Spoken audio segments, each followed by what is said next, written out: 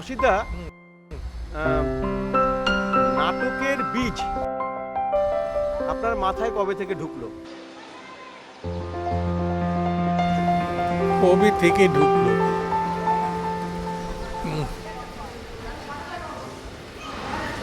আমি যখন কলেজে পড়ি তখন আমি প্রথম কলেজটা বাদ দিচ্ছি, প্রেসিডেন্সি কলেজে একটা নাটক হয়েছিল, তাতে আমি দেখেছিলাম কবেও নাটকটা। সেখানেই আমি প্রথম দর্শক হিসেবে নাটক দেখলাম এবং খুব ভালো লাগলো নাটকটা।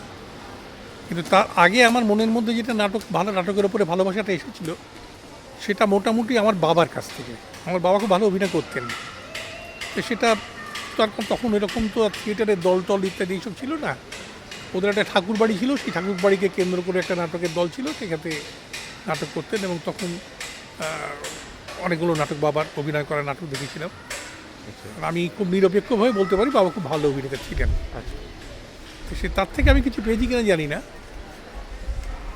সে সময় আমার নাটকের ওপরে যে একটা ভীষণ আকর্ষণ এসে গেল দেখে তা নয়, কিন্তু ওইটা দেখে বেশ ভালো লেগেছিল। মনে হচ্ছিল এই জিনিসটা তো বেশ ভালো, নাটক দেখতে বেশ ভালো লাগছে, লোকেদেরও আনন্দ হচ্ছে। তারপরে ভুলে গিয়েছিলাম লেখাপড়া, কলেজ টলেজ ইত্যাদি করতে করতে। যখন আমি বিএ পড়তে এলাম মনীন্দ্র কলেজে, তখন ইন্টারমিডিয়েট পড়েছিলাম সায়েন্স নিয়ে, কিন্তু বিএ পড়তে এলাম মনীন্দ্র কলেজে আর্টস নিয়ে। তো সেখানে আমাদের কলেজে একটা বন্ধুবান্ধবদের গোষ্ঠী তৈরি হলো, যারা সকলেই একটু লাইক মাইন্ডেড, সমমনস্ক। তো আমাদের একটা বাংলা ম্যাগাজিন তৈরি হলো, ওয়াল ম্যাগাজিন, একটা ইংরেজি ওয়াল ম্যাগাজিন তৈরি হলো। এগুলো সব আমরা করতাম সাংস্কৃতিক কাজকর্ম করার হিসেবে, দায়ী হিসেবে। তো খসড়া বলে একটা wall magazine, Bangla wall magazine আমরা করেছিলাম মনীন্দ্র কলেজে। তখন মনীন্দ্র কলেজে আমি ছাত্র, এবং সেই সময় আমাদের ওই খসড়াকে ঘিরে যারা ছিলেন তারা পরে অনেকেই খুব নামকরা অভিনেতা হয়েছিলেন। তার মধ্যে একজন অজিতেশ, একজন রুদ্র, একজন অজয় গাঙ্গুলি, একজন চিন্ময় রায়, এরকম আরও কেউ কেউ ছিলেন। তা আমরা ওই খসড়া ওয়াল ম্যাগাজিনকে ভিত্তি করে একটা নাটকের দল তৈরি করলাম। প্রথম একটা নাটক করলাম দাও ফিরে সে অরণ্য। আমাদের একজন অধ্যাপক ছিলেন চিত্তরঞ্জন ঘোষ বলে, তার একটা গল্পকে নাট্যরূপ দিলেন সুনীতদা। সুনীতদা আমাদের থেকে 1 বছর সিনিয়র ছিলেন। সেইটা আমরা প্রথম করলাম, দাও ফিরে সে অরণ্য। সবাই খুব হই করতে লাগলো, আনন্দ করতে লাগলো। ওটাতে একটা সুবিধা ছিল, একজন রাজার একজন মন্ত্রী, দুটি চরিত্র, কোনো মহিলা ছিল না। আর সে সময় আমাদের বিশ্ববিদ্যালয়ের যা নিয়ম ছিল, তাতে মহিলারা পুরুষদের সঙ্গে, ছাত্রীরা ছাত্রদের সঙ্গে অভিনয় করতে পারতেন না, অন্তত কলেজের ভেতরে। কিন্তু আমাদের ওইরকম একটা আগ্রহ এসে গেল। আমরা তখন এরপরে আর একটা প্রোডাকশান হলো শেখ হবের প্রপোজাল, সেটা আমরা কলেজের নাম করে কলেজের বাইরে করলাম, খসড়ারই, কিন্তু কলেজে করতে পারলাম না, সেখানে একজন মহিলা চরিত্র ছিল। তারপর আমরা নিজেরা ঠিক করলাম আমরা একটা আবৃত্তির একটা গোষ্ঠী করব। তো সেখান থেকে খসড়া কালচারাল স্কোয়াড, খসড়া সাংস্কৃতিক পরিষদ, এইসব এই নাম দিয়ে একটা ওই রবীন্দ্রনাথের বলাকাকা গিয়ে বলাকা কাব্য পরিক্রমা তৈরি করা হবে। এই সবগুলোরই কিন্তু কী বলবো, অধিনায়কের মতো দায়িত্ব নিয়েছিলেন অজিতেশ ব্যানার্জি। কিন্তু অবশ্য অজিতেশ ছিলেন না, তখন অজিত ব্যানার্জি ছিলেন। তো তিনিই করতেন, আমরা অনুসরণ করতাম এবং খুব আনন্দ হতো সব পেরে। এবং ওইখানে থাকতে থাকতেই আমরা পুতুল খেলা করেছিলাম। মানে সমুদ্র যে পুতুল খেলা করেন সেটা ওই নাটকটা নয়, ইফসেনের ডলস হাউসকে অনুবাদ করেছিলেন শান্তিবাবু বলে একজন ভদ্রলোক। নাম ছিল খুব সম্ভবত পুতুলের ঘর। সেটা সমুদ্র পুতুল খেলা করার আগেই আমরা করেছিলাম। আচ্ছা, যেহেতু ওই কলেজে করতে দেওয়া হবে না, সুতরাং ওটা আমরা ক্লেম ব্রাউন ইনস্টিটিউট হল ভাড়া নিয়ে আমরা করেছিলাম। আমাদের যেসব টাকা পয়সা উঠলো তাতে চাঁদা তুলে করি, তা কিছু ওই একটু অল্প দুস্থ ছাত্রদের জন্যে খরচ করা ইত্যাদি ইত্যাদি কাজে আমরা ব্যবহার করলাম সেগুলো। তারপর ওখান থেকে আমাদের এই নাটকের একটা স্পৃহা চলে এলো। অ্যাকচুয়ালি 3rd ইয়ার 4th ইয়ার এই 2 বছরে আমরা 64টা প্রোডাকশান করেছিলাম। প্রোডাকশান মানে 64টা প্রোডাকশান বলবো না, 64টা পারফরমেন্স করেছিলাম। প্রোডাকশান হয়েছে 8টা কি 10টা এরকম হয়েছিল। কিন্তু এতগুলো পারফরমেন্স করা মানে বোঝা যাচ্ছে পড়াশোনায় আমরা অবহেলা করেছি এবং করেও তার ফলও পেলাম। আমাদের ইংরেজি অনার্স ছিল, কিন্তু অনার্স পেলাম না। পরে আবার স্পেশাল পরীক্ষা দিয়ে অনার্স পেলাম, আমি অজিত দুজনেই। কিন্তু আমাদের ওই থিয়েটারের স্পিরিটটা থেকে গেল। তারপরে তো আমরা বিএ পাশ করলাম, ওখান থেকে বেরোলাম। বিএ পাশ করে আমি চলে গেলাম এতে বহুরূপীতে নাটক শিখতে, আর অজিত গেল আইপিটি। আইপিটিতে অজিত আছে, আমি বহুরূপীতে আছি 1 বছর 1.5 বছর। বহুরূপীতে 1.5 বছর মতো, 16 বছরের মতো ছিলাম, 1 বছর কয়েক মাস শিক্ষার্থী হিসেবে গিয়েছিলাম। তা তখন থেকে আমার মাথায় কিন্তু ওই দল করার একটা পোকা তখন থেকে আছে। বহুরূপে যাওয়ার পর থেকে ওই দলের যে ডিসিপ্লিন, ওই দলের যে অভিনেতা অভিনেত্রীদের যে কী বলবো ব্যক্তিত্ব, এইসব দেখে মনে হতো যে আমাদের একটা করলে হয়। অজিত তো সেই ক্ষমতা ছিল, একটা দলের ডিরেকশন দেওয়ার ক্ষমতা ছিল। তা আমি বললাম যে একটা দল করব। অজিত বলল, অসিতবাবু পারবেন না, দল কেউ থাকবে না, ভেঙে যায়। আমি সংগঠন দেখবো, অর্গানাইজেশন, আপনি ডিরেকশনের দায়িত্ব নিন। আপনি অজিতেশ বাবুকে বললেন আপনি সংগঠন দেখবেন, হ্যাঁ, এবং অজিতেশ বাবু তার নাটক বা তার সমস্ত ব্যাপারটা বাকি প্রোডাকশনটা দেখবেন। হ্যাঁ। এরপর আপনার কি হলো? তারপর তো কলেজ জীবন শেষ হয়ে গেছে, আমরা তো তখন বাইরে বেরিয়ে চলে এসেছি, কিন্তু আমাদের যোগাযোগগুলো ছিল। আমার বাড়িতে একটা মিটিং করলাম, তা আমার সঙ্গে অজিতেশ তো ছিলই, আমার বাড়িতেই হলো মিটিংটা। দীপেন সেনগুপ্তও আমাদের দলে ছিল, আমাদের কলেজেই পড়তো। আর সত্যেন মিত্র, যে পরে বিভাসের দলে মানে থিয়েটার ওয়ার্কশপে গেল, রাজরক্তে অভিনয় করে না, পরে যে ওই নকশাল মুভমেন্টের সময় যে ওকে গুলি করে মেরে দেওয়া হয়েছিল, যাই হোক, ওরা ছিল। সব মিলিয়ে অজয় ছিল, চিনু তখন ছিল না, কদিন বাদে এলো। তা আমার বাড়িতেই মিটিং হলো, একটা দল তৈরি করব, আমরা ভালো করে নাটক করব।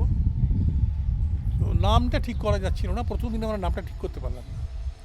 দ্বিতীয় দিনে নাম ওই দীপেন আমাদের নামটা এসে বললো, নান্দিকার নামটা আমরা খুব পছন্দ করলাম। নান্দিকা তৈরি হলো, দল তো তৈরি হলো। তারপরে যে কাজগুলো, আমাদের উদ্দেশ্য ভালো নাটক ভালো করে করব। এবার কাজ শুরু হলো নাটক বাছার। তো প্রথমেই বাছা নাটক, কারো লেখা নাটক তো আমরা পাইনি।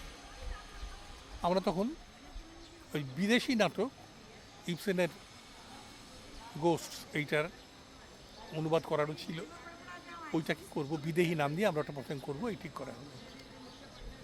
তো অজয়, দীপেন, অজিতেশ এরা অভিনয় করলো। আর ঝর্ণাদি বলে একজন দক্ষিণেশ্বরে থাকতেন, শিশিরবাবুর কাছে তিনি ছাত্রী ছিলেন, শিশিরবাবু চাঁদুর ছাত্রী ছিলেন, তিনি এলেন, সে মায়ের রোলটা অভিনয় করলেন। মায়া করেছিল মেয়ের রোলটা। রঙ হলো বিদেহী হলো। বিদেহী তো হলো, কিন্তু একটা প্রোডাকশানে আমরা সেল করে যা বিক্রি করতে পারি তা তো শেষ হয়ে গেল। একই লোকের কিছু তার বারবার সে যাবে না, কী করবে? তখন আমি বহুরূপীতে একটা জিনিস দেখেছিলাম, সেইটা এখানে কাজে লাগালাম। ওরা একটা নিয়ম করেছিল অনুগ্রাহক সদস্য, ডোনার মেম্বার। তা আমি তখন ঠিক করলাম যাতে ওই ডোনার মেম্বার হিসেবে কিছু টাকা তোলা যায় কিনা। তা আমাদের বন্ধুবান্ধব, আত্মীয় স্বজন, তাদের বাড়িতে গেলাম, গিয়ে তাদের বললাম যে আপনারা আমাদের 5 টাকা এককালীন চাঁদা দিন, এবং আমাদের প্রোডাকশানের প্রথম 2টো শো ফ্রি এমনি দেখতে দেবো, প্রথম 2টো টিকিট আপনাদের এমনি দেবো। তো এরকম করে কিছু ডোনার মেম্বার পেলাম। আমার এখনও মনে আছে 1 নম্বর ডোনার মেম্বার ছিলেন বৃন্দাবন বিহারী গোস্বামী বলে এক ভদ্রলোক। তিনি ওই যে এখনকার যে বিখ্যাত স্কাল্পটার বিপিন গোস্বামী, ওর বাবা। আচ্ছা, আমার বাবার বন্ধু ছিলেন। যাই হোক, এরকমভাবে কিছু কিছু টাকা জোগাড় করা হলো, প্রায় 7-8 মতো টাকা জোগাড় হলো। এরপরে কী নাটক করা যায়, এই কথা ভাবতে ভাবতে ইতিমধ্যে অজিতের একটা নাটক লিখে ফেললো, সেতুবন্ধন নাম দিয়ে। সেই সেতুবন্ধনের নাটকে আমাদের অজিতেশ অভিনয় করেনি, অজয় ছিল, আমি ছিলাম, চিনু ছিল, সত্যেন ছিল, জ্যোতিময় বলে একজন আমাদের বন্ধু ছিল। সেতুবন্ধনটা বেশ ভালো হলো, বেশ মজার নাটক ছিল। সেতুবন্ধন প্রথমে অজিতেশ করেছিল, একটা ক্যালকাটা ইউনিভার্সিটি একটা প্রোগ্রাম করেছিল। তো পরে আমরা যখন আবার নাটক করলাম, তখন সেই সেতুবন্ধনটা করলাম।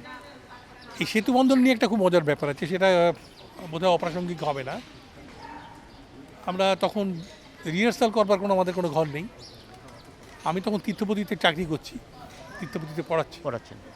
আর এই বিকেলবেলা হেডমাস্টারের সঙ্গে কথা ছিল, আমি 1 নাগাড়ে ক্লাস করব, মাঝখানে অফ চাই না, আমাকে 2:30টার পর ছেড়ে দেবেন।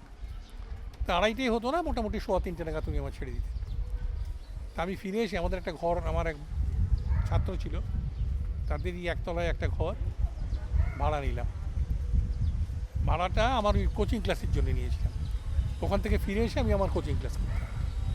তিতুমির থেকে ফিরে এসে কিছু ছেলে মেয়েকে নিয়ে, আর 7টার সময় কোচিং ক্লাস অফ, 7টা থেকে রিহার্সাল হবে। তো সেতু বন্ধন রিহার্সাল হবে, আমরা রঙ্গহলে একটা ডেট বুক করেছি সকালবেলা, কিন্তু বিজ্ঞাপন দেবার টাকা নেই, তো কোথাও দিতে পারছি না। বসুমতীতে একটা রাইট আপ বেরিয়েছিল ছোট, আর কেউ ছাপেনি, ওরাই শুধু চেপেছিল, সবাইকে পাঠিয়েছিলাম। তো যাই হোক, সেতু বন্ধনের রিহার্সাল চলছে, হঠাৎ দেখি আমাদের ঘরে এক টোকা পড়লো। কী ব্যাপার? আমি ভুললাম, এক ভদ্রলোক ঢুকলেন, আসবো ভেতরে আস। এটা কি নান্দিকারের ঘর? হ্যাঁ, নান্দিকারের রিহার্সাল হচ্ছে। কী বলুন? সেতু বন্ধন নাটকটা ওই তো রিহার্সাল হতে হবে।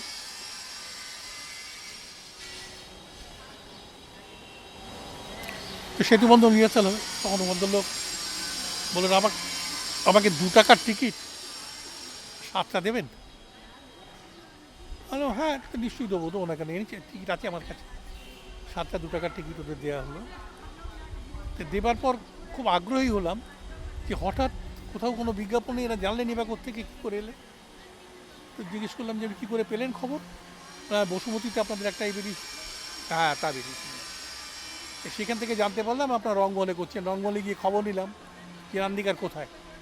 তো তারা আপনাদের ঠিকানা দিল বিকা বেলেপুর, সেটি আমার মামার বাড়ি, সেখানেই প্রথম দল তৈরি হয়েছে। সেখান থেকে বললো যে এইখানে নাকি আপনারা রিহার্সাল করছেন। তো আমার পিসিমা তার বন্ধুরা নিয়ে আসবেন, ঠাকুর দেবতার বই তো সেতু বন্ধন, সবাই দেখতে চান। তো টিকিটটা নিয়ে বেরিয়ে যাবার পর মনে হচ্ছে অথর্ব করলাম না তো। ঠাকুর দেবতার বই দেখতে এসে সেটা একটা অদ্ভুত ব্যাপার ছিল। নাটকটা ছিল একটা, মানে কি বলবো, ওই একটা ইঞ্জিনিয়ারের গল্প। তিনি নাটক করতে গিয়ে একটা ব্রিজ তৈরি করার ব্যাপারে কন্ট্রাক্ট নিয়েছেন, টাকা পয়সা মেরে দিয়ে চিঠি দিচ্ছেন না, মারতে না আসে আবার মাঝখানে। যাই হোক, শুধু যখন রঙ্গমহলে নাটকটা হচ্ছে তখন ওই পর্দার ফাঁক দিয়ে ফুটো ওখানে ছেঁড়া পর্দা সব, ওদিকে দেখলাম যে ওরা 7 জন যেহেতু বসেছিলেন, ঠিক রোটা মনে রেখেছিলাম, হেসে লুটোপুটি খাচ্ছেন। আর খুব হাসি ছিল নাটকটায়। তারপরে চিনি ছিল ওখানে খুব মূল অভিনেতা একদম। যাক, তাহলে আর মারধর খাবো না। যাই হোক, তো সেতু বন্ধন হয়ে গেল। কিন্তু ওই টাকা তো পাচ্ছি না। একটা শো একবার করা যায়, তার জন্য পুশ করা যায়, তারপর আর পাচ্ছি না। এমনি করতে করতে কী করা যাবে করতে করতে সেই সময় রবীন্দ্রনাথ আমাদের বাঁচিয়ে দিলেন। তার 100 বছর হচ্ছে জন্মজয়ন্তী। 100 বছরের জন্মজয়ন্তী আমরা একটা রবি ঠাকুরের নাটক করবো ঠিক করলাম। কী করা যায়? তো সকলে মিলে বলেছিলাম, আমরা কে এসছে তখন আমাদের সঙ্গে বন্ধু হয়ে, কিন্তু মেম্বার হয়নি না, আমরা করি, চারোধ্যায় করি। চারোধ্যায় হলো, বহুরূপী তখন চারোধ্যায় করেছি কিনা মনে করতে পারছি না ঠিক, করেছি কিনা। তো অজিতেশ এলা করলো কেয়া, অজিতেশ অন্তু, আমি বটু, আর 2জনকে কী করলো, অজয় মাস্টারমশাই, আর চিনু একটা কী রোল করলো, চিনবাই।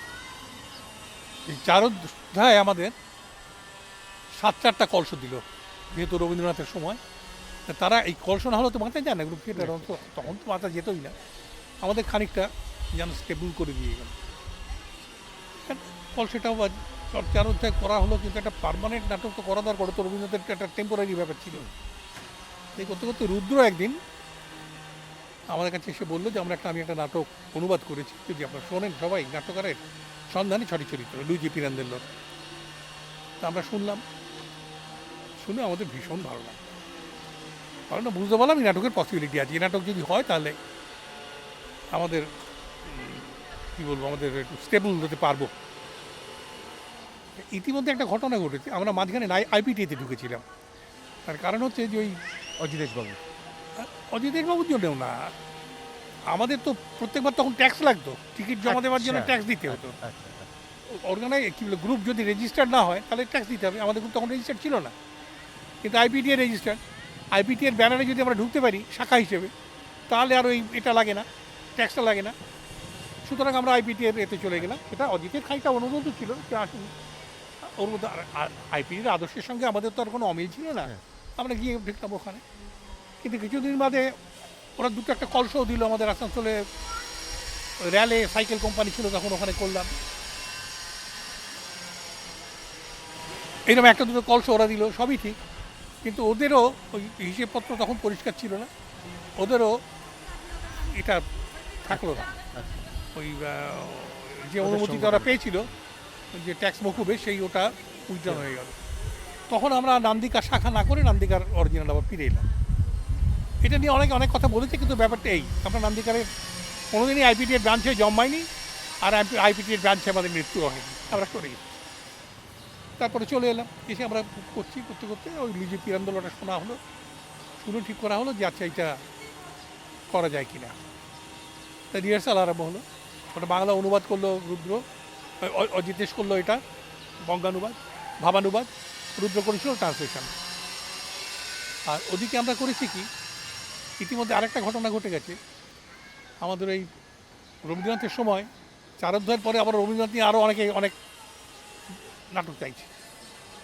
তো বদনাম গল্পটা আমরা আবার নাট্যরূপ দিলাম, অজিতেশ নাট্যরূপ দিল, দিয়ে আমরা করলাম। একটাই শো করেছিলাম বদনামে, উল্টোডাঙা। এবং মনে আছে আমাদের একটা চৌমাথার মোড়ে নিয়ে গিয়ে আমাদের বললো এইখানে স্টেজ কোথায়, ওটা তো আমাদের করে নিতে হবে, কারণ আমরা কী করে স্টেজ করবো। তো আমাদের বাঁশ চৌকি মুখি এসব লাগবে, সেগুলো যদি পাই, তখন সে বাঁশ সত্যিকার আসল বাঁশ এনে দিল আমাদের, 12-14টা বাঁশ গোটা কত চৌকি টৌকি এনে দিল, দিয়ে বললো এখানে করুন। আমার মনে আছে আমাদের 80 টাকা দিয়েছিল, আমাদের 79 টাকা খরচ হয়েছিল। তা বদনাম গল্পটা করে সত্যি বদনাম করে ফিরে এসেছি। এনিওয়ে, তারপরে এই পিরেন্দোল্য আমাদের 6 ক্যারেক্টার্স হলো। 6 ক্যারেক্টার্স যখন মঞ্চে এলো প্রথম দিন, ভীষণভাবে অ্যাপ্রিসিয়েশন হলো হলের মধ্যে। আবার সঙ্গে সঙ্গে বহু লোক দাঁড়িয়ে অবজেকশন দিতে লাগলো, এটা কি তোমরা এরকম একটা এখনকার দিনের ছেলে পিরেন্দোল্য করছে, এইসব কী ব্যাপার, ঠিক না। আমরা উৎপলদাকে নেমন্তন্ন করতে গিয়েছিলাম, উৎপলদা রাজি হলেন না, বললেন না তোমরা পিরেন্দোল্য করছো, ফ্যাসিস্ট নাট্যকার, ওই নাটক তোমরা কেন করছো, কী উদ্দেশ্য তোমাদের করা। আমি ওসব তাত্ত্বিক কথাবার্তা আমি ভালো বুঝতাম না, আমি উদ্দেশ্য একটাই, নাটকটা জমবে এবং পয়সা করি পাওয়া যাবে, এইটা নিয়ে নাটক করছি। এই উদ্দেশ্য নিয়ে আমরা এই উদ্দেশ্য নিয়ে নাটক করছি না, কিন্তু এখন আমাদের যেরকম নাবিশ্বাস উঠেছে তখন আমাদের এই কথাটা ভাবতে হচ্ছে। উৎপলদা মানলেন না, বললেন না তোমরা লড়াই করছো করো, লড়াই আরও লম্বা লড়াই হোক, কিন্তু এই নাটকের আশ্রয় নিয়ে তোমাদের নিজেদের বাঁচাবার কোনো দরকার নেই। আমরা খুব মনক্ষুণ্ণ হলাম, কারণ হেমাঙ্গদাকে নেমন্তন্ন করেছিলাম, হেমাঙ্গ বিশ্বাস। উনি এসে নাটকটা দেখতে এলেন, আসার পর হেমাঙ্গদাকে বললাম যে দাদা এটা কীরকম লাগলো, আপনার খুব রিয়াকশনারি মনে হচ্ছে, প্রতিক্রিয়াশীল। কেন? আমি যে ফ্যাসিস্ট নাট্যকারের নাটক, এটা অনেকে অপছন্দ করছেন। তা বললেন না আমার সেরকম কিছু মনে হচ্ছে না, এ তো বেশ একটা সমাজের একটা অবক্ষয়, সেটা দেখানো হয়েছে, একটা পরিবারের দুরবস্থার কথাই বলা হয়েছে। না এটা সে নাট্যকার ফ্যাসিস্ট হতে পারেন, পিরেন্দোল্য ফ্যাসিস্ট ঠিকই, কিন্তু নাটকটা তো সেরকম কিছু নয়, নাটকটাই তো তোমার ফ্যাসিজমের মন্তব্য সেটা প্রচার করা হচ্ছে না। কাজে এটা আমার কিছু, আমি যে আপনি যদি লিখে দেন কটা কথা, হ্যাঁ আমার কোনো আপত্তি নেই। তো উনি আমাদের একটা সার্টিফিকেট দিয়ে গেলেন যে হ্যাঁ এই নাটকে আমি ফ্যাসিজমের কোনো পরিচয় পাইনি, এই নাটকটি খুব সুন্দর, একটা অবক্ষয় সমাজের খুব ভালো চিত্র ফুটে উঠেছে, এই নাটক ভালো হলে, ভালো করে করতে পারলে ভালো, এতে ভালো, এই বলে ছেড়ে দিয়ে গেলাম। আমরা সেখানে দেখিয়েছি এবং দরকার মতো একটা কাগজে জানিয়েও ছিলাম যে এইরকম বলেছিলাম। এনিওয়ে, তারপরে চলতে আমাদের পিরেন্দোল্য কোনোদিন দেখলেন না, কিন্তু আমরা পিরেন্দোল্য করতে লাগলাম এবং 6-7টা শো করলাম। লোক কিছু হচ্ছে, কিছু বিক্রিও হচ্ছে, কিন্তু আমরা বুঝতে পারছি নাটকের প্রসপেক্ট আছে, কিন্তু সাহস পাচ্ছি না যে একটা বড় করে ঝাঁপিয়ে পড়বো কিনা। এই করতে ঠিক হলো, যাচ্ছে এতদূর যখন এগিয়েছি তখন যার আছে ঘটি বাটি বিক্রি করে দেখা যাক একবার কী করা যায়। অসিতদা, তাহলে ওই পিরেন্দোল্যই আপনাদেরকে পথ দেখালো? মোটামুটি তাই। এরপরে পিরেন্দোল্য যে আমাদের পথ দেখাচ্ছে এটা বুঝতে পারলাম আমরা, তখন আমরা একটা ডিসিশন নিলাম যে একে জনপ্রিয় করবার জন্যে আমাদের ঝাঁপিয়ে পড়তে হবে। আমরা 10,000 লিফলেট ছাপালাম আচ্ছা। এবং মুক্ত অঙ্গনকে পরপর 6 দিন বুক করলাম, 6টা মঙ্গলবার। আমরা মুক্ত অঙ্গনে শো করতাম মঙ্গলবার, 6টা মঙ্গলবার বুক করলাম। করে ওই লিফলেটগুলো দক্ষিণ কলকাতার যেসব সিনেমা হলগুলো আছে, বিজলি তো ওখানেই তো নাকি? হ্যাঁ, বিজলি, হ্যাঁ। ইন্দিরা ইত্যাদি, এই হলগুলোর সামনে আমরা দাঁড়িয়ে যেতাম সন্ধেবেলা। মানে দুপুরবেলা শো ভেঙে যায় আর সন্ধ্যাবেলার যে শো শুরু হয়, ওই দুটো দর্শককে কভার করবার জন্য আমরা হাতে লিফলেট দাঁড়িয়ে গেলাম। অজিতেশ এক গেটে, আমি এক গেটে। অন্যান্য জায়গায় অন্য রুদ্রও গেছে, রাধারামও গেছে। তা আমরা ওই প্রত্যেক বেরোচ্ছে ঢুকছে, হাতে করে একটা করে লিফলেট দিচ্ছি। ও দেখছেন, অনেকে দেখেছেন, ও বীরেন্দ্র, হ্যাঁ হ্যাঁ সিস ক্যারেক্টার নাম শুনেছি, ভোট আছে, ঠিক আছে, এরকম মন্তব্য শুনতে পেতাম। আমরা ঝাঁপিয়ে পড়লাম মুক্ত অঙ্গনে। প্রথম দিনে আধা ভর্তি হলো, দ্বিতীয় দিনে 2/3, তৃতীয় দিনে 3/4, চতুর্থ দিনেও প্রায় ওই রকম, পঞ্চম দিনে কিছু সিট খালি, ষষ্ঠ দিনে যেদিন আমাদের লাস্ট ট্রেন ছিল সেদিন হাউসফুল। এই প্রথম আমরা একটা হাউসফুল শো পেলাম, যদিও সেটা মুক্ত অঙ্গন। কিন্তু আমরা বুঝতে পারছিলাম যে এই নাটক দাঁড়িয়ে গেছে। তখন অলরেডি কলকাতায় 3 পয়সা নাট্যকারের সন্ধানে নিয়ে নানান রকম আলোচনা চলছে। এরপরে আমাদের নাট্যকারের সন্ধানে এটার দিকে আর পেছন ফিরে তাকাতে হয়নি, এর জন্য যেখানে শো করেছি হাউসফুল হয়েছে এবং বাইরে প্রচুর কলস আসতে লাগলো এবং সেই কলস আমাদের বাঁচিয়ে দিল অনেক করে। কিন্তু এই নাট্যকারের সন্ধানে যখন খুব রমরম করে চলছে, আমরা পরের নাটক কী করবো এটা ভাবছি। এই সময় শেক্সপিয়ারের একটা 400তম জন্মবার্ষিকী গেল। একটা 24শে এপ্রিল আমরা শেক্সপিয়ার একটি কল্পনা, এই নাটকটা অনুবাদ করে অভিনয় করলাম। একটাই শো, মর্নিং শো। সেই শোটা হওয়ার পর আমাকে এতে চলে যেতে হলো। সরকারি চাকরি করতাম, আমি তীর্থপতি চট্টোপাধ্যায় সারা দিয়ে তত্ত্বাবধানে ছেড়ে দিয়েছি। আমাকে বদলি হয়ে যেতে হলো উত্তর বাংলায়, মাথা ভাঙা বলে একটা জায়গায়, কুচবিহার। সেখানে আমি 11 মাস ছিলাম। নান্দিকারের সঙ্গে যোগাযোগ প্রতি সপ্তাহেই থাকতো। তখন এত সহজে টেলিফোন করা যেত না, কিন্তু চিঠিপত্রর মাধ্যমে অজিতেশের সঙ্গে যোগাযোগটা ছিল।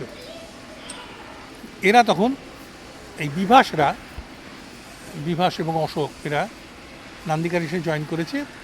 অজিতেশ ওদের পছন্দ করেছিল কোনো একটা নাটক দেখতে গিয়ে, নবস্বয়ংবর বোধহয় দমদমে, ওদের নিয়ে এসেছিল দলে, এবং দলে বেশ ভালো অভিনেত্রীর সংখ্যা হয়েছে তখন।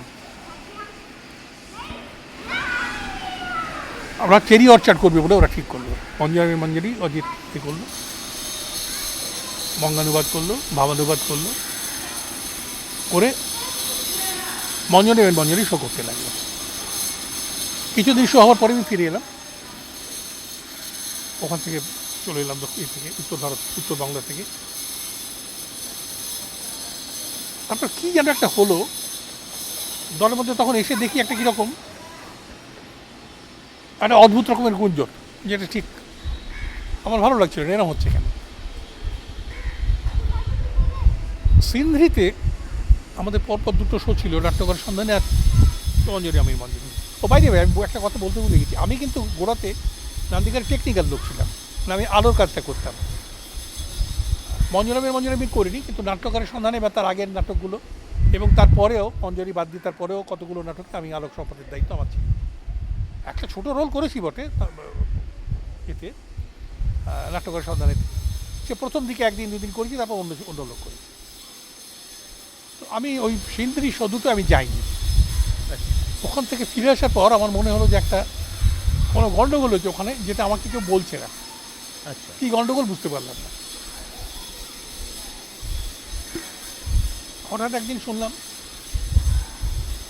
10-12 জন সদস্য, তার মধ্যে বিভাস, অশোক, মায়া, সত্যেন, পিন্টু, এরকম মিলিয়ে মহেশ, 10-12 জন সদস্য একসঙ্গে দল ছেড়ে দেবে।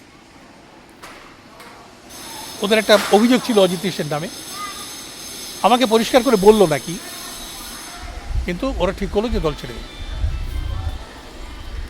তো চেষ্টা করা হলো দলটাকে রাখবার জন্য। আমি বললাম তোমার অভিযোগ কী আছে বলো, মিটিং করে ঠিক করা যাবে, কিন্তু ওরা আমাকে বললো না অভিযোগটার কথা, শুধু ডিসিশন নিল ওরা দল ছেড়ে দেবে, এবং দিলেও তাই। তখন আমাদের অবস্থা খুব খারাপ, কারণ নাটকের সন্ধানেতে ওরা অভিনয় করছেন, আর এতেও কী বলে মঞ্জুরি তো অনেকে সব অভিনয় করছে। কী করা যাবে? এর পরের নাটক একটা নাথ হলদে তো দলকে বাঁচানো যাবে না, দলে তখন বলিষ্ঠ অভিনেতারা চলে গেছেন, সব অধিকাংশ বলিষ্ঠ অভিনেতা অভিনেত্রী। সেই সময় শের আফগান, এটা জ্যোতির্ময় বলে আমাদের এক বন্ধু ছিল, সে অনুবাদ করে দিয়েছিল, সেইটাকে ইন্ডিয়ানাইজ করে অজিতেশ নাম দিল শের আফগান, এনরিকো কোয়ার্ট ওই নামটা, এটাও পিরেন্দ্র না, এইটাকে আমরা অভিনয় করতে শুরু করলাম। এবং অদ্ভুত ব্যাপার, প্রথম রাত্রির থেকেই বুঝতে পারলাম যে এই নাটক অসাধারণ টানবে, এবং টানলেও তাই। যদিও গালাগাল খেলাম বিভিন্ন জায়গা থেকে, আবার বীরেন্দ্র লো, তো তাদের তো আর বোঝানো যাচ্ছে না যে কেন বাধ্য হয়ে বীরেন্দ্র লো। তো তাতে পবিত্র অভিনয় করলো, রুদ্র অভিনয় করলো, অজিতেশ তো করেইছে। আমি অভিনয় করতে গিয়ে দেখলাম যে কোনো চরিত্রে আমি অভিনয় করছি, শের আফগান ছাড়া সব চরিত্রেই প্রায় আমি অভিনয় করেছি। শেষকালে এমন হলো, যখন এ চলে গেল, আমাদের পবিত্র চলে গেল এই আমেরিকায় পড়াশোনা করতে, কখন চলে গেল পবিত্রের রোলে, আমি আবার পবিত্র রোলে চলে গেলাম। আবার আমার নিচের দিক থেকে একটা ছেলে উঠে এসে যে রোল, শের আফগান দাঁড়িয়ে, শের আফগান চলতে চলতে আমরা আবার পুরোনো নাটকগুলো তৈরি করতে শুরু করলাম। তখন আমি অভিনেতা হলাম। আচ্ছা, তার আগে পর্যন্ত আমি নিজে কিন্তু খুব বড় অভিনয় কিছু করিনি, শের আফগানে করলাম, তারপরে পরে যখন ওরা চলে গেল তখন ওই মঞ্জুরি ব্যাপারের যেসব নাটক হলো সেগুলো করলাম। মঞ্জুরির পরে আর একটা খুব বলিষ্ঠ নাটক আমরা করেছিলাম। মঞ্জুরির সেট টেটগুলো সব একটু ছিল আমাদের পুরনো ধরনের, কোনো নতুন আইডিয়া দিয়ে কিছু করা হয়নি। কিন্তু এরপরে আমরা যে নাটকটা ধরলাম, যখন একা, এই নাটকটার মঞ্চসজ্জা ছিল একটু অন্যরকম, এবং সত্যি সত্যি এই নাটকটার মঞ্চসজ্জা অ্যাপ্রিসিয়েটেড হয়েছে বিভিন্ন জায়গায়। নাটকটাও খুব ভালো, এটা রুদ্রের অনুবাদ ছিল, ওয়েস্কারের রুটস নাটকটা। এটা তো আমি একটা 80 বছরের বুড়ো চরিত্র অভিনয় করেছিলাম, আমি খুব অ্যাপ্রিসিয়েশনও পেয়েছিলাম। যখন একা হয়ে যাওয়ার পর এরপর আবার কি করা যায় করতে করতে ব্রেক নিয়ে আলোচনা ভাবলাম, চিন্তা চলছিল অনেকদিন ধরে, আলোচনা চলছিল। ও মাঝখানে একটা অজিতেশের নাটক হলো, এই সময় উত্তাল সময় বলে একটা নাটক, কিন্তু আমরা বললাম যেটা ব্রেকের 3 পেনি অপেরা, 3 পয়সার পালা। সেই 3 পয়সার পালাটা একটা ল্যান্ডমার্ক ছিল থিয়েটারে সেই সময়, যেমন বহুরূপী রক্তকরবীর, লিটল থিয়েটারের অঙ্গার বা কল্লোল, তেমনি নান্দিকারের 3 পয়সা পালা সেই সময় একটা ল্যান্ডমার্ক ছিল। 3 পয়সা পালা প্রথম রাত্রির থেকে প্রচণ্ড সুনাম অর্জন করে। নিয়ম পরে প্রথম শো হয় 3.5 ঘন্টা। 3 পয়সার পালাটা তো একটা মস্ত বড় প্রোডাকশন হলো। আমরা প্রায় বছর দেড়েক সময় নিয়েছিলাম, রিহার্সাল করেছি, ল্যান্ডমার্ক, হ্যাঁ, নাচ শিখেছি, গান শিখেছি, করে হলো প্রচুর সুখ্যাতি হলো। তো ওর পরে আবার একটা উপযুক্ত নাটক খোঁজবার জন্যে আবার একটা ব্রেক ধরা হবে এরকমই ঠিক করা ছিল। তো মাঝখানে একটা প্রোডাকশন হিসেবে আমরা আর্সেনিক অ্যান্ড দি ওল্ডেস বলে একটা বিদেশি নাটকের অনুবাদ করে বিতংশ নাম দিয়ে ওইটাকে আমরা অভিনয় করলাম। ওটাতে আমি একটা খুব ইম্পর্টেন্ট চরিত্র অভিনয় করেছিলাম, এবং আনন্দবাজারের তৎকালীন যিনি চিত্র সাংবাদিক ছিলেন জ্যোতির্ময় বসু রায় উচ্ছ্বসিত প্রশংসা করেছিলেন আমার চরিত্রে। মানে আপনি এবার অভিনয়ের কাছে, মানে অভিনয় আপনার এবার একটা হ্যাঁ প্রতিষ্ঠা। ওরা চলে যাওয়ার পর থেকে তো অভিনয় করতেই হচ্ছে। হ্যাঁ, সেটাই বলছি। মঞ্জুরিতেও করেছি, রুটসে করেছি, 3 পয়সার পালাতে করেছি, তারপরে এই শুরু হলো বিতংশ। বিতংশ হয়ে যাওয়ার পর